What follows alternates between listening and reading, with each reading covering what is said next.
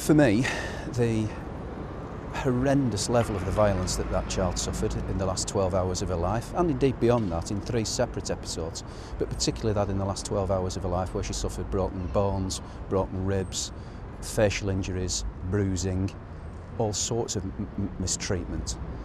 And then for the parents to compound that infamy with not even having the decency to say who that child actually is, and for that surviving twin to potentially never know which name she was born with. I think that's just incomprehensible.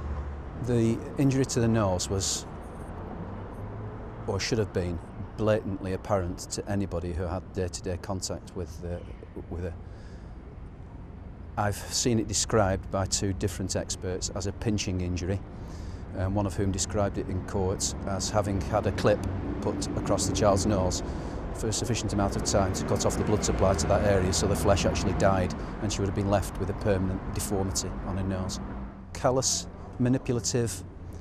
I know because I saw it, and my colleagues have reported it to me, that outside the courtroom they didn't appear to have a care in the world, and the only time they did have a care in the world was when the jury were filing back in and they were convicted, and then the tears were solely for themselves, not that deceased child.